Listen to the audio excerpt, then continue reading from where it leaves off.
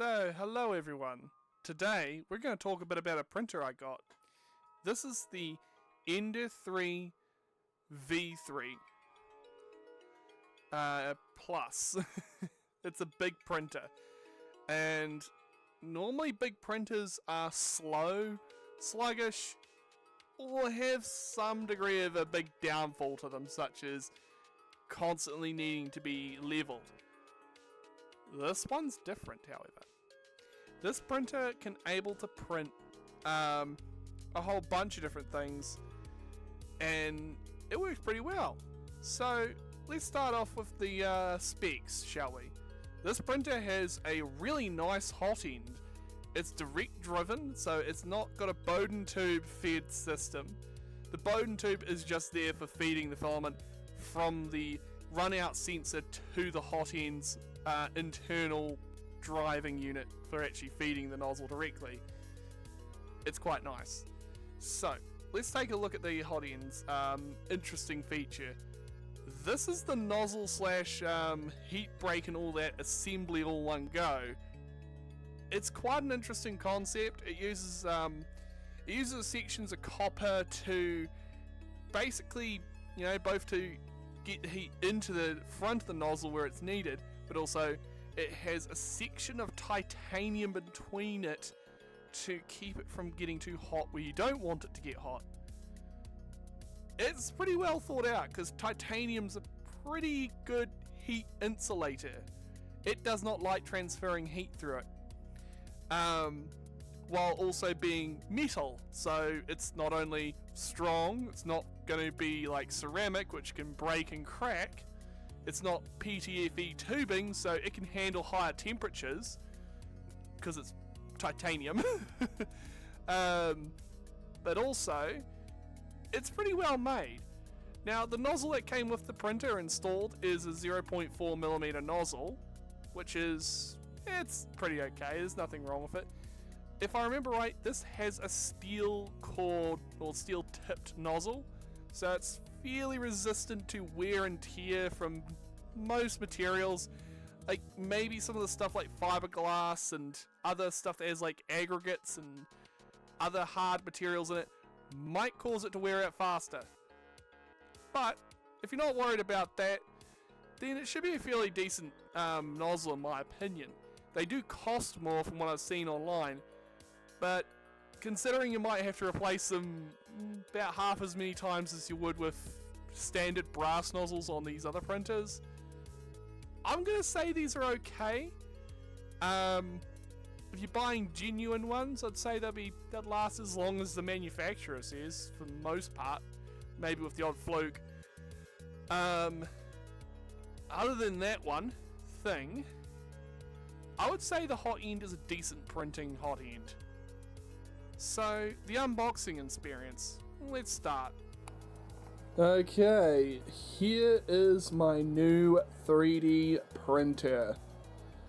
This is another Ender, but it's a bit better than my old Ender 3 V2, which is making a good impersonation of a pot plant holder. That's a type of fruit. I forget the name of it, but let's take a look in here. And this came the same day. Let's pull it away from that. There we go, from the dehumidifier. This came the same day my VR headset did. Different delivery service too. This is all packed in foam. Oh, I opened this upside down. I would say that's a big finger wag, but I don't do that because it's cringe. So excuse me while I do the equivalent of an upside down cake by flipping this up the right way and then lifting the box off of it. There we go. A little bit of a struggle later, and we have the thing the right way around. Let's take this first layer of foam off. This is the Creality Ender 3 V Plus. So I went from a V2 to a V3 Plus. Oh nice. Stickers. So there's the instruction manual. Put that to the side. And there is a lot of parts here. A lot. So we've got some, like, if I remember right, these are some struts that hold this up. Stop from wiggling. Got the stand for the printer filament.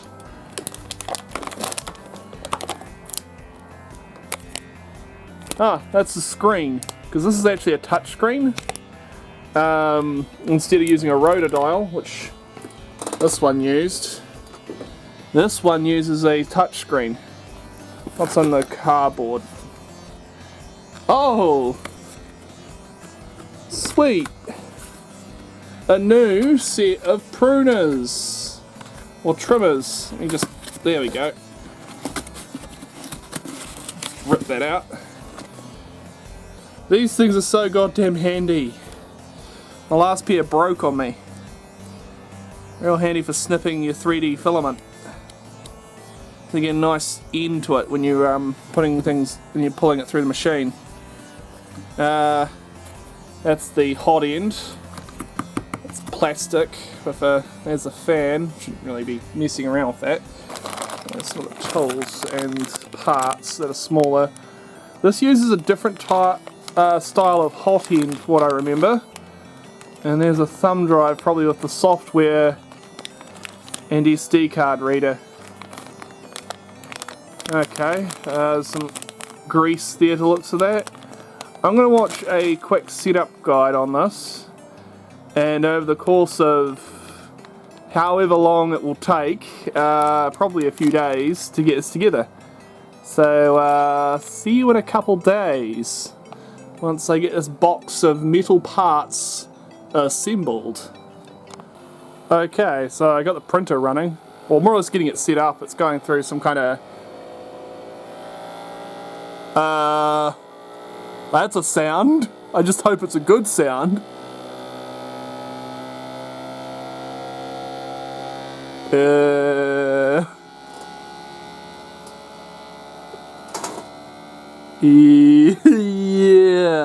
I don't know how long it's going to take for that to happen.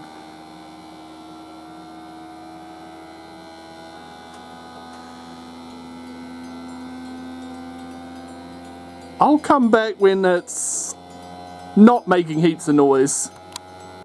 It's doing things now. I think what it's doing now is it's I think I know what it's doing now is it's trying to do a bed leveling test. Yeah. Yep. Auto leveling. So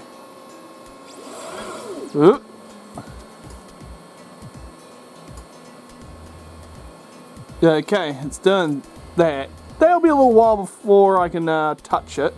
I only noticed the problem that I had when setting this up. That's not good. I'm going to have to move it once it's done its setup. There should be enough room, it's just a matter of me wiggling things around. That pile of junk's got to go. Okay, so self-check has finished. Oh, there we go. Interesting. So that's just a UI. It's showing the temperatures of everything. Let's go to the home page. It's the home page. Files. Huh. Okay. I got a thumb drive here.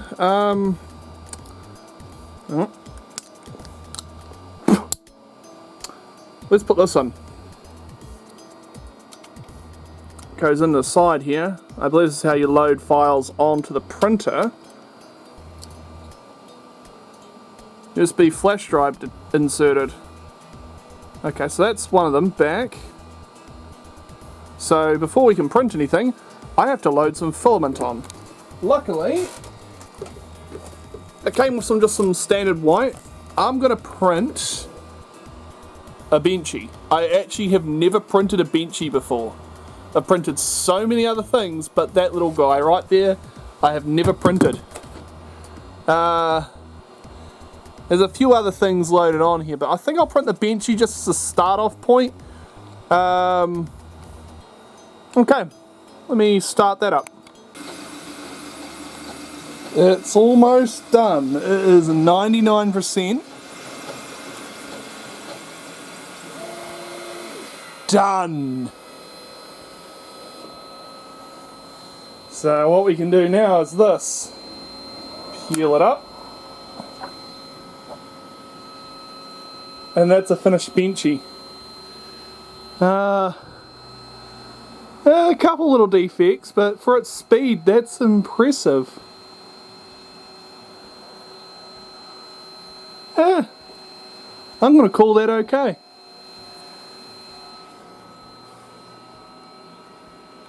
Yeah, a little bit of overhang stuff, but not much. It printed that little benchy quite nicely.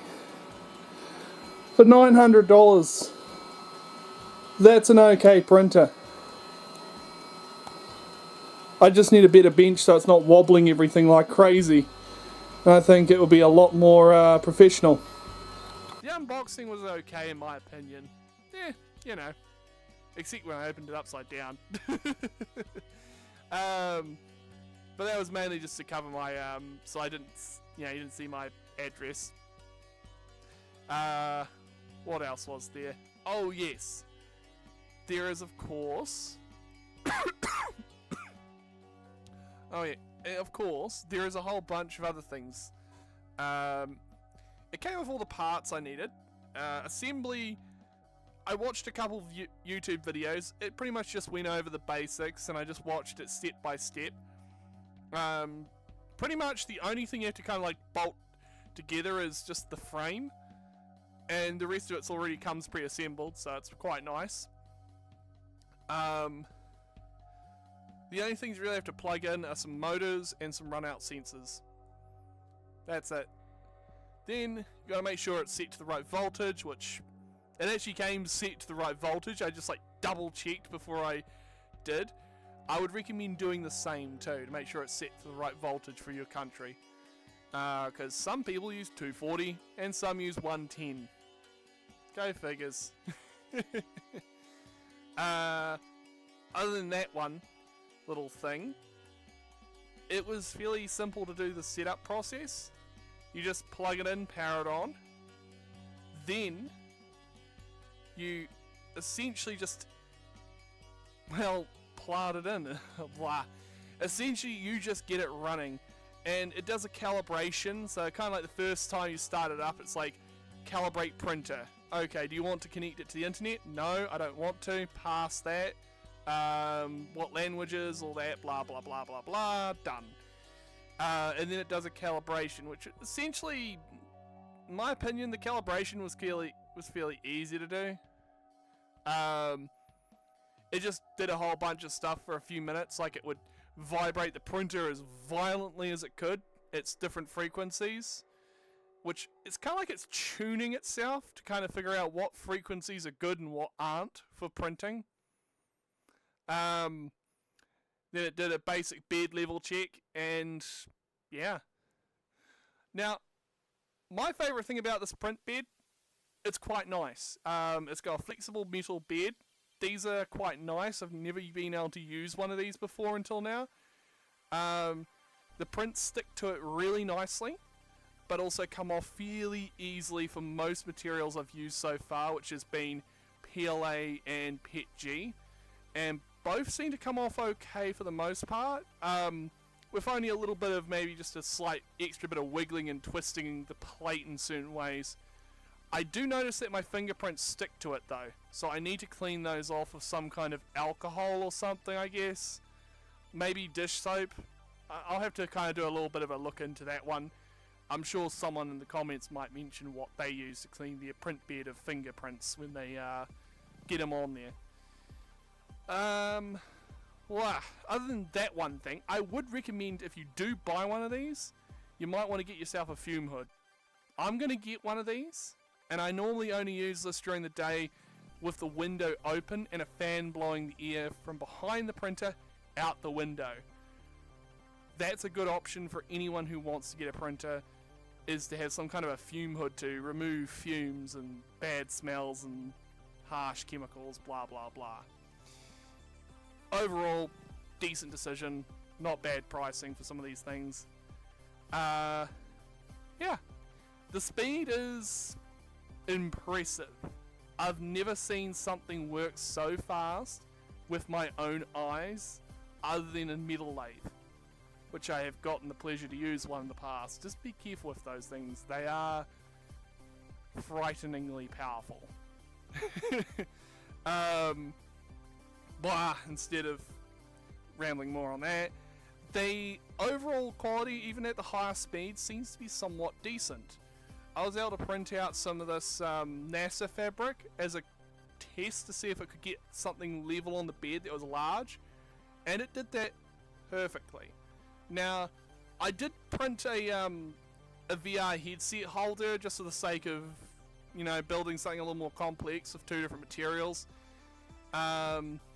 I think it was more my problem than it was the printer, where I had 2 different materials stuck together. It didn't work. They were both PLA. I just think those 2 materials just aren't compatible with one another, or they were just wet and just didn't want to stick. Oh well. But it did work, so I'm going to give credits to that. So this printer seems to be decent for that. I'm going to have to test around with TPU though, because I want to print fursuit heads with this, as well as other such similar things. Yeah, it's a decent large printer. The volume on it is 300 by 300 by 300, I believe. I'll put up this little basic graph from it if I'm wrong, or this is a basic thing. Honestly, if you do buy one of these, I'd say do invest in some extra tools and stuff if you're new to 3D printing. It's an okay printer. It's definitely different from other ones, but it's an okay one in my opinion.